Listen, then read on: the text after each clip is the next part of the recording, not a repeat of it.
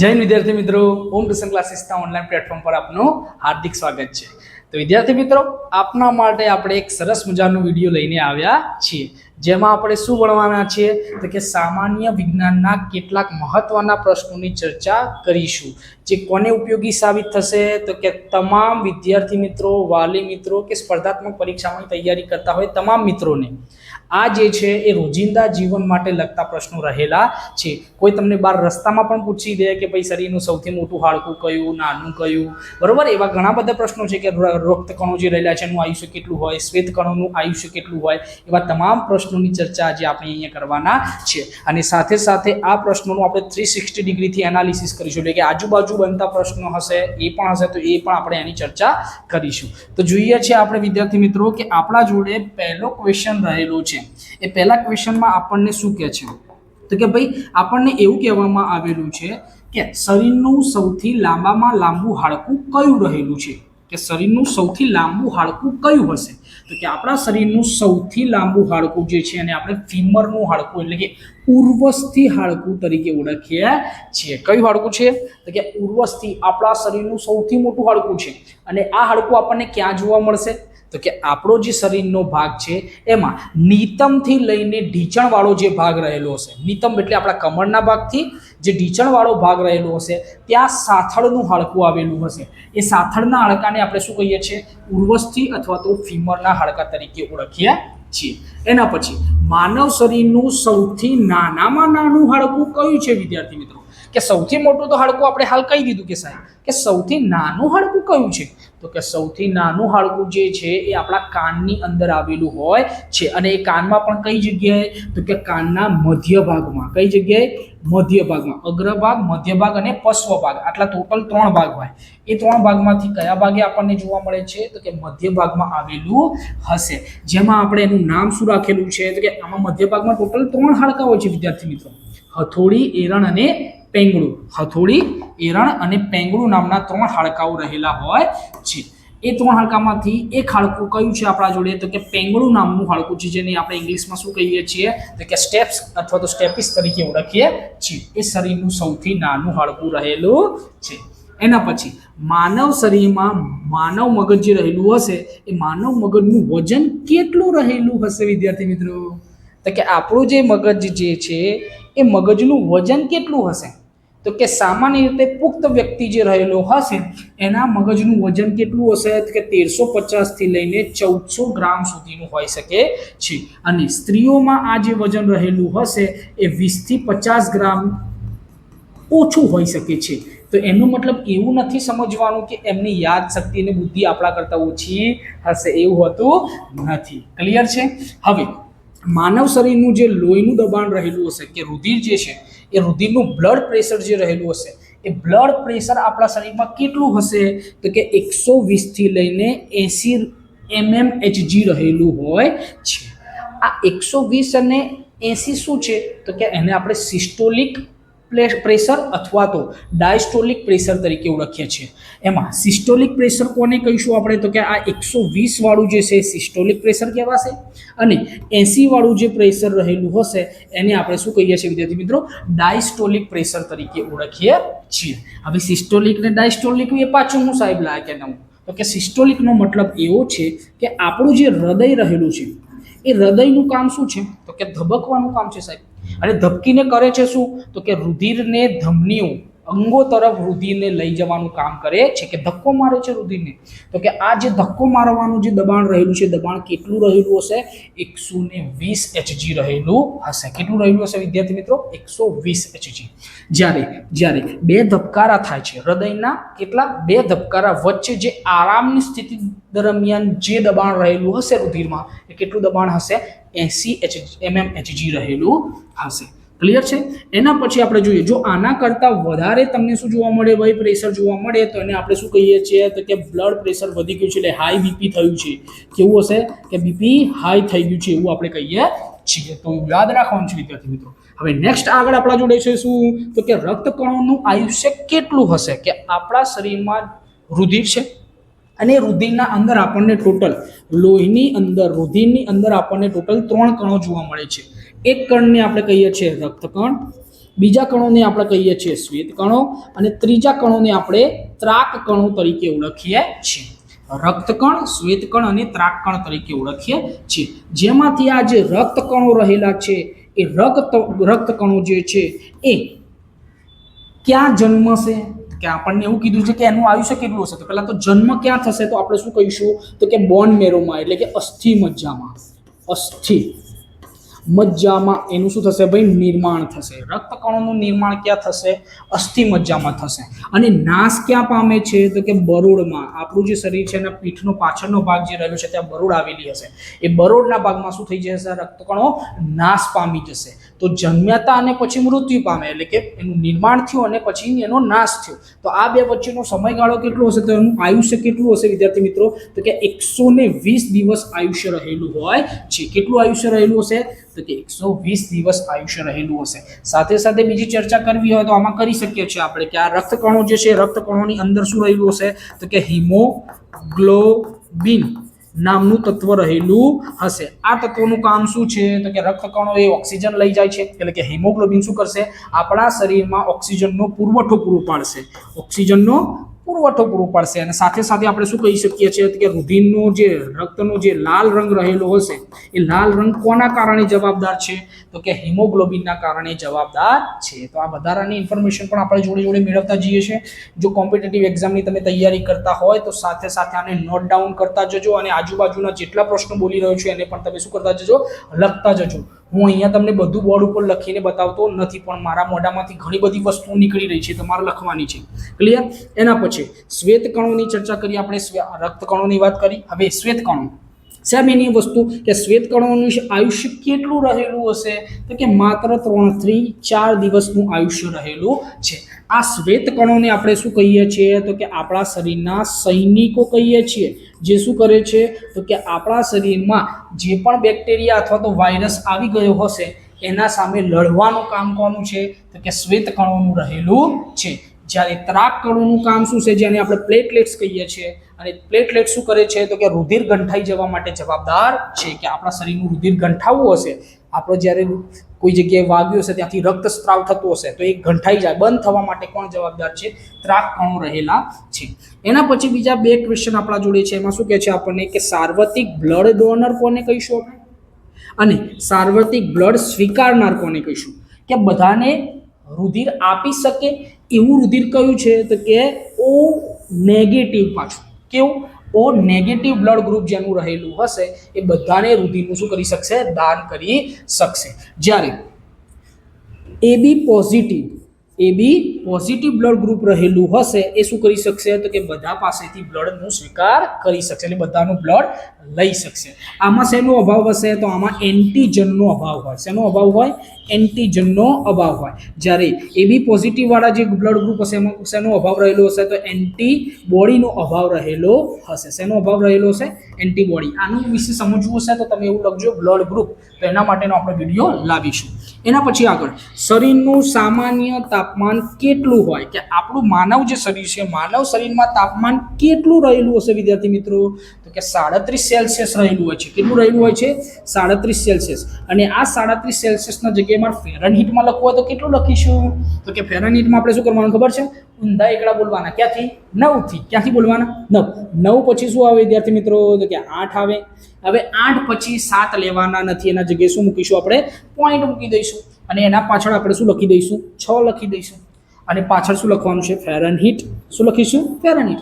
અમુક જગ્યાએ 6 ના જગ્યાએ 4 પણ લખેલા હોય છે તો યાદ રાખવાનું કે ભાઈ 4 પણ હોઈ શકે છે. એટલે 9.8 98.6 ફેરનહીટ અથવા તો 98.4 ફેરનહીટ. ક્લિયર છે. એના પછી આપણા જોડે શું રહેલું છે તો કે દાંતનું બંધારણ. કે આપણું જે માનવ શરીર છે એ માનવ શરીરમાં પુખ્ત વ્યક્તિ જે રહેલું હશે એના દાંતનું બંધારણ કેવું છે ભાઈ તો કે 21-23 રહેલું છે. આ 21-23 જે છે સમજવા જેવી વસ્તુ છે. સાંભળજો કે ભાઈ પુખ્ત વ્યક્તિ હશે એમાં દાંતના બંધારણનું સૂત્ર શું લખીશું આપણે યાદ રાખીશું 21-23 ઉપર હશે અને 21-23 ક્યાં રહેલા હશે નીચે પણ રહેલા. ઉપરના જડબામાં પણ 21-23 નું બંધારણનું સૂત્ર છે અને નીચેના જડબામાં પણ કેટલા છે ભાઈ 21-23 નું બંધારણ રહેલું હશે. એમાંથી આ પહેલો દાંત બે બતાવેલા છે એ શેના છે તો કે ભાઈ આ પહેલું જે દાંત રહેલું છે આપણા માટે છેદક દાંત કહેવાશે. શું કહેવાશે છેદક દાંત. એના પછી આ એક બતાવ્યો છે શું છે આપણા જોડે, તો કે રાક્ષસી દાંત એટલે રાક્ષીદાસ અથવા તો રાશિદાસ પણ કહીએ છીએ. એના પછી ત્રીજો જે રહેલો છે શું છે આપણા જોડે, અગ્રદાઢ. અને આ છેલ્લો રહેલો છે શું છે ભાઈ આપણા જોડે, પર્શ્વદાઢ રહેલી છે, અથવા તો એકલું દાઢ કહેશું તો પણ ચાલશે. ક્લિયર? પાછળ વાળું શું છે આપણા જોડે, દાઢ રહેલી છે. ક્લિયર?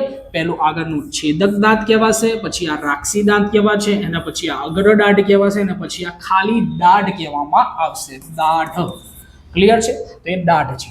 એમાં ઉપરમાં કેટલા રહેલા હશે, તો કે ઉપર આપણને દાંત જે જોવા મળશે એ 16 જોવા મળશે, અને નીચે પણ ટોટલ આપણને દાંત કેટલા જોવા મળશે, નીચેના જડબામાં પણ આપણને 16 દાંત જોવા મળે છે. એટલે પુખ્ત વ્યક્તિ જે રહેલો હશે એ પુખ્ત વ્યક્તિમાં ટોટલ કેટલા દાંત રહેલા હશે આપણને જોવા મળશે, તો કે 32 દાંત જોવા મળવાના છે.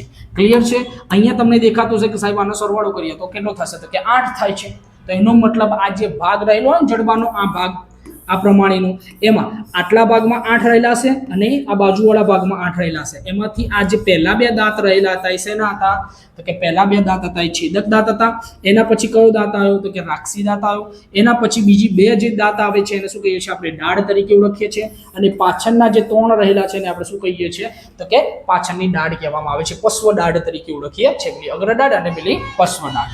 ક્લિયર છે વિદ્યાર્થી મિત્રો? મેં સંપૂર્ણ સમજાવવાનો પ્રયત્ન કરેલો છે. હવે સાથે સાથે આપણને એવું પણ કીધેલું છે કે બાળક હશે ને તો એ બાળકમાં કેવી રીતે સૂત્ર રહેલું હશે, તો કે બાળક માટેનું સૂત્ર આપણે લખવું હોય તો 2102 આપણા જોડે રહેલું છે. કયું સૂત્ર રહેલું છે વિદ્યાર્થી મિત્રો? 2102. 2102 નો મતલબ શું થશે, ઉપર પણ 2102 હશે અને નીચે પણ 2102 રહેલા હશે. ક્લિયર છે? એમ કરીને ટોટલ બાળક જે રહેલું છે એમાં ટોટલ કેટલા દાંત આપણને જોવા મળશે વિદ્યાર્થી મિત્રો, તો કે આપણને ટોટલ 22 દાંત જોવા મળે છે. 10 દાંત ઓછા જોવા મળે છે. તો ટોટલ કેટલા થઈ જવાના, 22 દાંત આપણને જોવા મળશે. ડન છે વિદ્યાર્થી મિત્રો? એટલે 20 પણ તમે લઈ શકો છો. તો નાના બાળકમાં તમને એમ પૂછે કે દુધિયા દાંત કેટલા હોય, તો દુધિયા દાંતમાં તમારે શું લખવાનું છે, તો કે દુધિયા દાંતમાં તમારે લખવાનું છે 22. જ્યારે પુખ્ત વ્યક્તિમાં ટોટલ કેટલા દાંત રહેલા હશે, તો આપણે કેટલા લખી દઈશું, 32 દાંત લખી દેવાના છીએ. ક્લિયર? હવે નેક્સ્ટ ક્વેશ્ચન આપણે જોઈએ છે કે મસ્તકના જ્ઞાનતંતુઓ જે રહેલા છે, મસ્તકના જ્ઞાનતંતુઓ કેટલા જોડ રહેલા હશે, તો કે મસ્તકના જ્ઞાનતંતુઓની સંખ્યા 12 જોડ રહેલી છે. કેટલા જોડ રહેલી છે? 12 જોડ. 12 જોડ કઈ કઈ જગ્યાએ, તો કે મસ્તક જે છે એના જ્ઞાનતંતુઓની સમજવાની શક્તિ કયા કયા ભાગની, તો કે ચહેરા, નાક, આંખ રહેલી હશે આપણા જોડે, કાન રહેલા હશે. આ તમામના જ્ઞાનતંતુઓ ક્યાં રહેલા હશે, ભાઈ મસ્તકમાં રહેલા હશે. એના પછી કરોડરજ્જુ જે છે, કરોડરજ્જુમાં જ્ઞાનતંતુઓની સંખ્યા કેટલી રહેલી છે આપણા જોડે, 31 જોડ જ્ઞાનતંતુઓની સંખ્યા રહેલી છે. હવે વાત કરીએ તો કે કરોડરજ્જુ જે છે ને, કરોડરજ્જુમાં ટોટલ મણકા કેટલા હોય, તો મણકા તો તમને બધાને યાદ હોવા જોઈએ. કેટલા મણકા રહેલા હશે, 33 મણકા રહેલા હશે. પરંતુ જ્યારે પુખ્ત બની જાય છે ને ત્યારે શું થશે ખબર છે, 9 મણકા ભેગા થઈને કેટલા મણકા બની જશે, 2 મણકા. એટલે ટોટલ કેટલા મણકા થઈ જશે ખબર છે, 26 મણકા થઈ જવાના છે. કેટલા મણકા થઈ જશે, 26 મણકા. તો પુખ્ત વ્યક્તિમાં કેટલા મણકા હશે, 26 મણકા રહેલા હશે. એના પછી માનવ શરીર જે છે, માનવ શરીરમાં મોટામાં મોટી ગ્રંથિ કઈ રહેલી છે, કે માનવ શરીરમાં સૌથી મોટી ગ્રંથિ કઈ લખશો તમે, તો કે તમારે લીવર લખીને આવવાનું છે. શું લખીને આવવાનું છે, લીવર. લીવર એટલે શું કહેવાશે, યકૃત કહેવામાં આવશે. બરોબર? માનવ શરીરની સૌથી મોટામાં મોટી ગ્રંથિ છે આ લીવરનું શું કામ છે, તો કે લીવર જે છે ને એ પિત્તરસ બનાવે છે. શું બનાવે છે, પિત્તરસ બનાવે છે. જે આ પિત્તરસનું કામ શું છે, તો કે ચરબીના જે મોટા ગોલકો હશે, ચરબીના મોટા ગોલકોને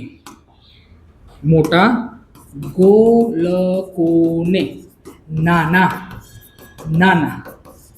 ગોલકમાં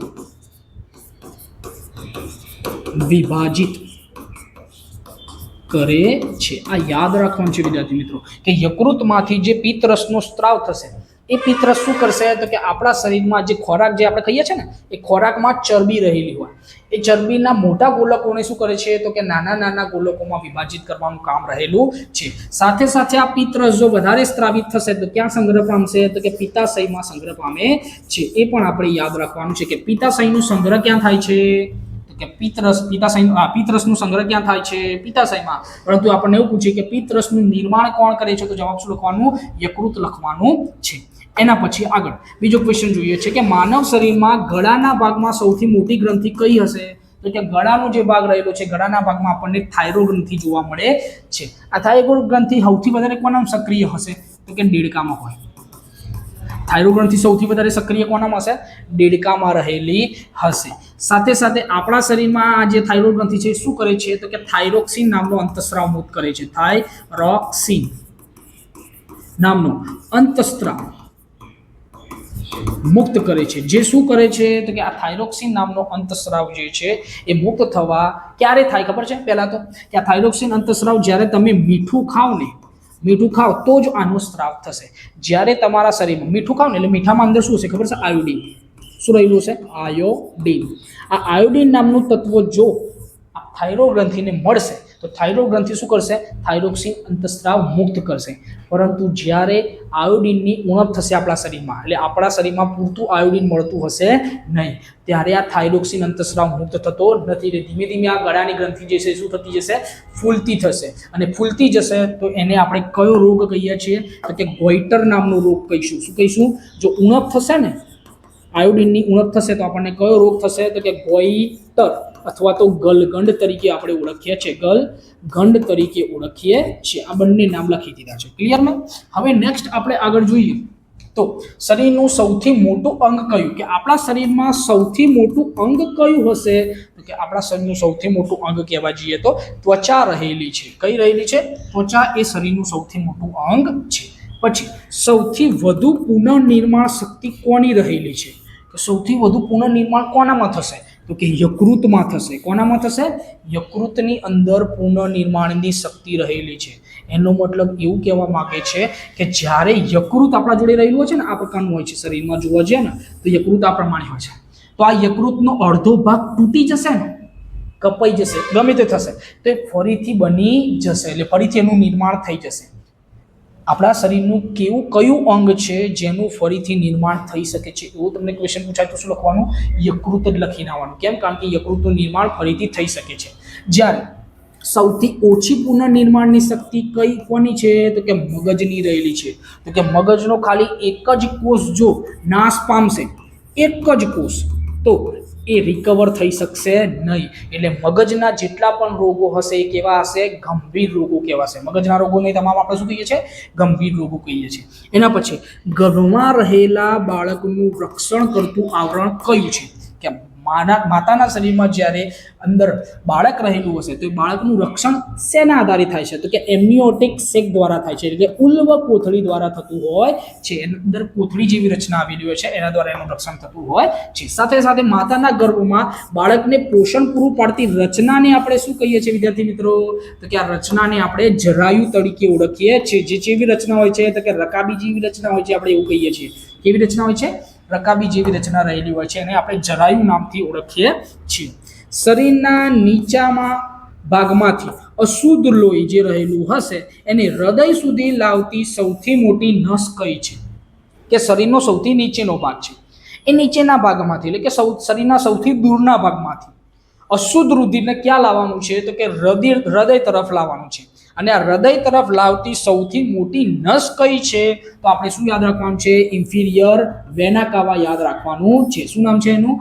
ઇન્ફિરિયર વેના કાવા રહેલું છે. તો વિદ્યાર્થી મિત્રો આજે આપણે શું જોઈ લીધું છે? તો કે 20 પ્રશ્નો, ખૂબ જ મહત્વના પ્રશ્નો જોઈ લીધા છે, જેનું આપણે 360 ડિગ્રી એનાલિસિસ સાથે સમજ્યા છે. એમાં ઘણા બધા પ્રશ્નો બન્યા છે, ખાલી આ 20 નથી, 20ની સાથે મેં ઘણા બધા પ્રશ્નો અંદર ઇન્ક્લુડેડ કરેલા છે. તો વિદ્યાર્થી મિત્રો જો આપને વિડીયો પસંદ આવ્યો હોય તો વિડીયોને લાઇક, શેર અને સબસ્ક્રાઇબ કરવાનું ભૂલવાનું થતું નથી. ફરી મળીશું એક સરસ મજાના વિડીયો સાથે. ત્યાં સુધી જય હિન્દ, જય ભારત.